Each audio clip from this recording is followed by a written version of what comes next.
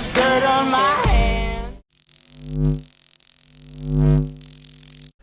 Hello YouTube, Boss Rino. Welcome to my channel. So ito, darkest secret ulit tayo kasi ang daming talagang sobrang nakaka-intrigang mga video, kakaiba to. The horrifying Smith case. Hindi ko alam yung case ni Smith, pero ito kasama lang sa 5 terrifying videos niya. So tingnan natin kung ano yung Smith case. Mukhang naging viral to noon sa kanila. O sa Amerika, hindi ko alam kung saan. So ito, tirahin natin ito bago pa tirahin ang iba. Alas 12 ng gabi ngayon, kaya medyo kinakabahan ako. So game. The video that starts us top is a controversial record that a follower named Joanna wanted to share with us. In her email, she says that an uncle of hers works in a toy store, an area that during the day is filled with joy and happiness. Naku, putang na mga laruan to. During the night, and in the middle of the dark, this place becomes his most terrifying nightmare. Iba talaga pakiramdam pag gabi. Joanna's family member perceives strange things. Nothing out of the ordinary, but he always had a bad feeling as he walked the corridors as a security guard. It was a night when, in the middle of a tour of the establishment, he suddenly began to hear laughter, strange laughter from children that came from one of the store's aisles. As he was advancing, the laughter was increasing in intensity. What his eyes saw when he got there generated such an impact that he could only take out his cell phone to record without being able to say a word.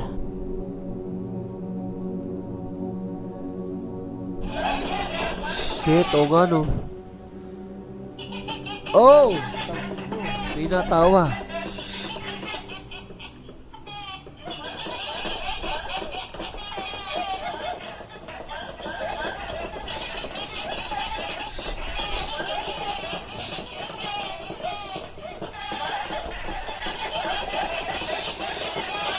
Gagi, sobrang linaw nung natawa. Sobrang linaw, hindi ba edited lang? Nakakatakot kasi sobrang linaw nung natawa eh.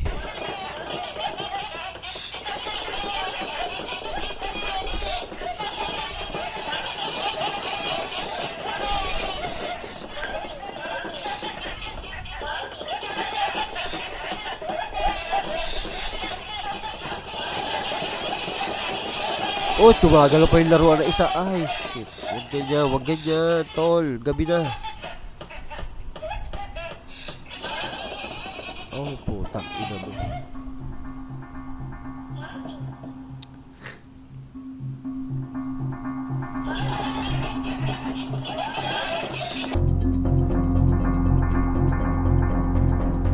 Do you know what's strange about this record? Joanna's uncle says those dolls are activated only by squeezing one of their hands. Oh, shit. And here, much of them seem to activate not once, but repeatedly.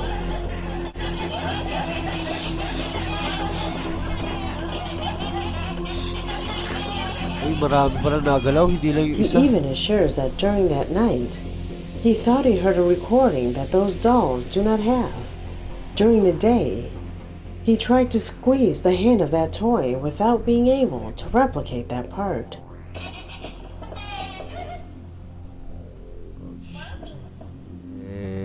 Wag na. Lipat na tayo, ayoko na yun. Number 4 na tayo. Number 4. Yeah, number 4. Takot na ako eh. Ba't ba napanood pa to? Nawawala na ngayon medyo yung takot ko eh.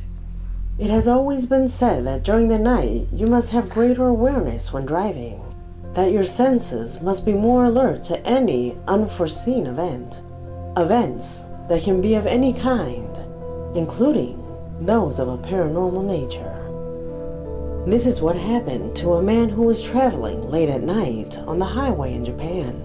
The vehicle in which he was moving was provided with a camera on its front to record any inconvenience that might arise on his route. However, the driver never imagined that this camera would record something much more unusual than a simple inconvenience. Pay attention.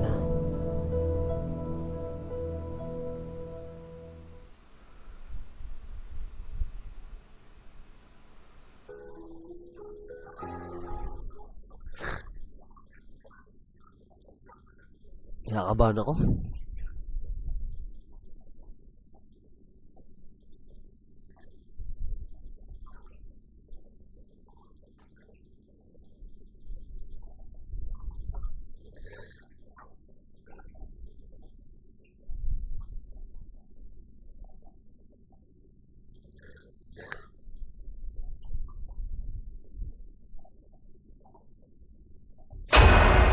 Tangina mo. In driving lessons, Kinabahan ako. you are Gago. usually taught Kinilabutan to ako. avoid obstacles that appear in the road, a vehicle, an animal, or in the worst case, a person. However, there is no manual or instruction in the world that tells you how to react to something like this. It is unknown if the driver actually saw what was recorded on that camera. Could it be false? Tell me what you think. Wala ako. Ayoko mag-isip. Number Basta 3. kinabahan ako. Tapos.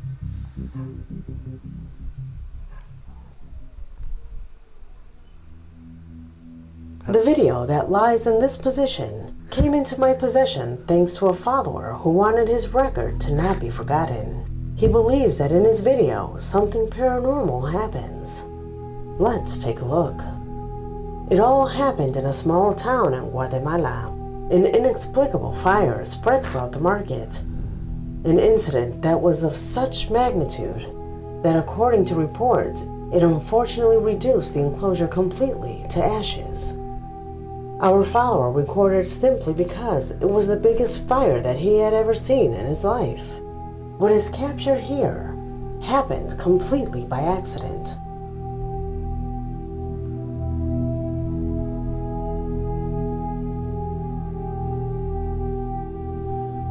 Oh shit. Uy, ano yan? Sino yung tao na yun? Tumilapon yung ano. The darkness of the night, in contrast of the brightness of the fire, make it clearly visible as a metallic object similar to a supermarket cart literally jumps through the air in the middle of the sinister. Oh well, oo. If you pay attention, it seems that someone, a person hidden from view, took it and intentionally threw it into the fire, which is undoubtedly impossible due to the high temperatures and the danger of the act. No one would dare to be this close to such a fire. Tama. So the thesis that someone was in the room at that time is rightly impossible.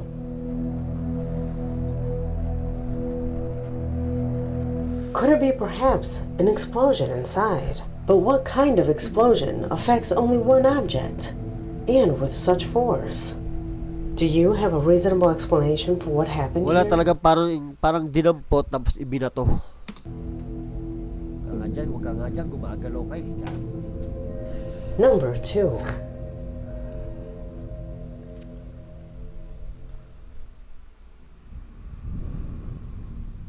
In this position, we find a strange situation that happened to a boy in the United States.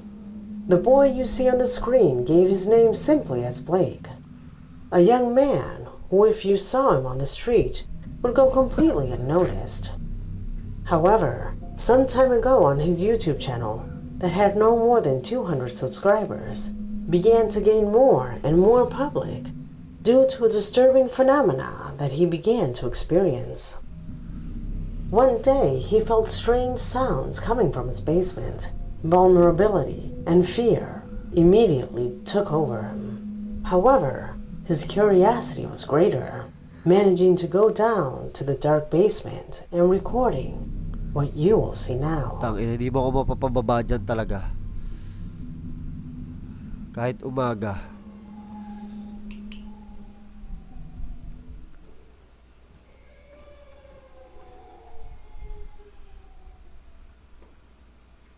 Hello?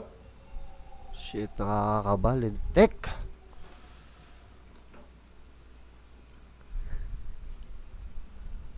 Ah, shit. Hello? There is no doubt that those strange sounds are too noticeable. Something was definitely not going well at Blake's house. He called the police, who inspected without finding anything. However, the sounds were not soothing. Blake was courageous, and following the advice of his subscribers and friends, he went down again, managing this time to capture something far beyond just screaming. Huwag ka papakita, tangina. Watch. Wag ka papakita. Huwag ka papakita. O yun na. Putang ina, sinasabi ko na. Oh shit. Who the fuck's on the door? Oh, Jesus. Hello? Oh.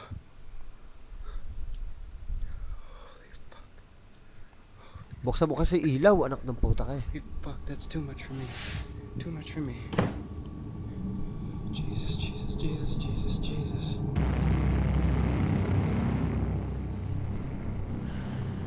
What is this? It seems to be a person covered in a kind of robe.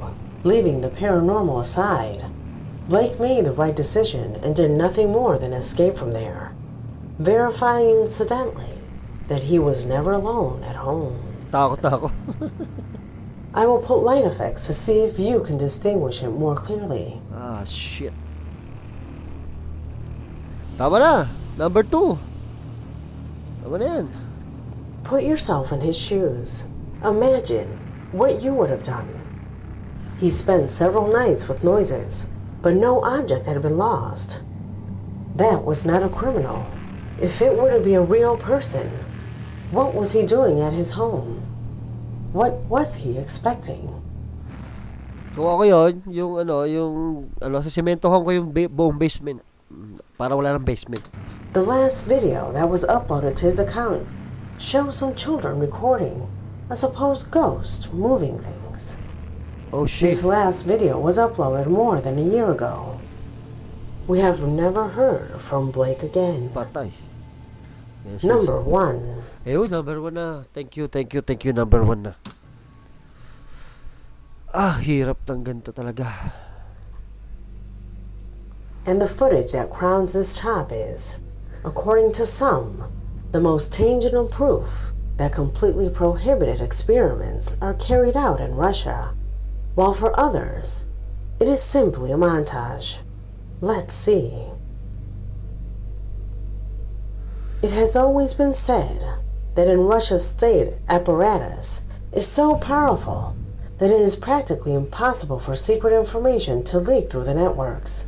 However, a few years ago, a particular video alerted internet users and hackers who always surf the net for confidential information. Unfortunately, I will not be able to show you the video in its entirety, but I will explain what it is about. The image you see corresponds to a security camera installed in a room of what is supposedly a madhouse. In the footage, you can see how a patient with evident mental imbalances travels uneasily through the place, a dark and gloomy place, Shit. in what would clearly indicate that he is being experimented with. Galing nyo, paano nyo nakakukuha itong mga gantong video?